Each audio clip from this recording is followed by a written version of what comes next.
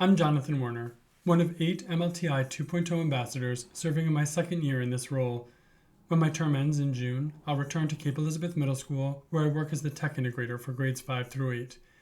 In collaboration with my fellow MLTI 2.0 ambassador, Kate Meyer, an English and design thinking teacher at Mount Desert Island High School, we've created Left to Their Own Devices, a series of workshops and presentations designed to empower students, families, faculty, staff, and administrators to address what we believe is a critical area of need for Maine schools, developing a set of skills we call digital ownership.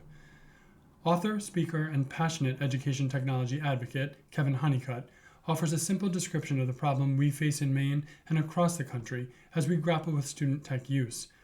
Our kids are growing up on a digital playground and no one is on recess duty.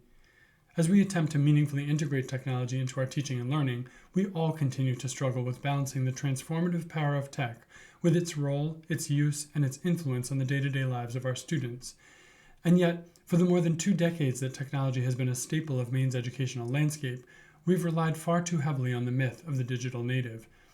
If our students were indeed native and could fluidly navigate their lives lived on and offline while simultaneously managing the role tech plays in their education, there would be no need to have this conversation.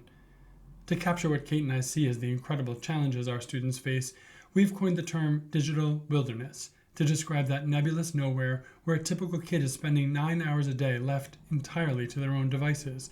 left to make life-changing decisions on their own, left to be manipulated by an industry that has demonstrated over and over again its total disregard for our kids' well-being.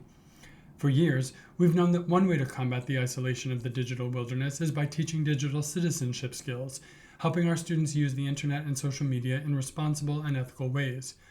But Kate and I quickly determined that digital citizenship skills alone were not going to meet the expanding needs of our kids and their families, nor the needs of the dedicated educators who are trying to reach their students and help illuminate the safe paths out of the digital wilderness.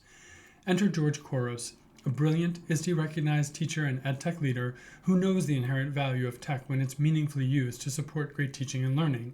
His simple tweak on digital citizenship skills was to rebrand it as digital leadership, that is, using the internet and social media to improve the lives, well-being, and circumstances of others. And Koros' path from citizenship to leadership is a fairly simple one: help students find their passions and use tech skills to support positive change. This basic concept is what has given Generation Z the power to make a real difference in the world's perception both of what's important and what will no longer be deemed acceptable. With no perceptible difference for Gen Z between their lives lived online and their experiences IRL, or in real life, our students and their peers have founded and amplified critical social movements, cemented in the world's consciousness by social media and by the technology our students have brilliantly deployed. But as I mentioned, Kate and I see a further step that's needed, a coordinated effort on all of our parts to replace the myth of the digital native, to refuse to abandon kids in the digital wilderness, and to reject the oversimplification that can occur when we narrowly define digital citizenship. Whether its audience is kids, families, or educators, the workshops and presentations of Left to Their Own Devices begin with the assumption that we are not doing enough to support a generation of kids who haven't just erased the line, but who have never known a line between what happens in the worlds their devices create or in the worlds their bodies inhabit.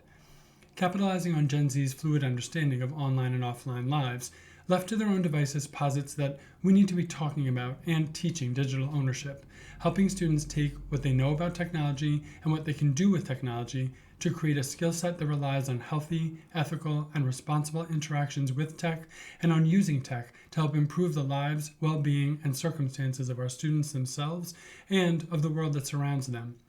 In the coming months, the MLTI ambassadors look forward to helping you, your students, and your communities cultivate the mindsets and skill sets needed to support digital ownership, drawing heavily on resources developed by MLTI 2.0's partner organization, Common Sense Education. We look forward to helping raise awareness of the problems technology creates, which undermine digital ownership skills, as well as the opportunities technology affords to embrace digital ownership as a new kind of literacy, a literacy we can expect our students to exhibit in their day-to-day lives and to bring into our classrooms each day.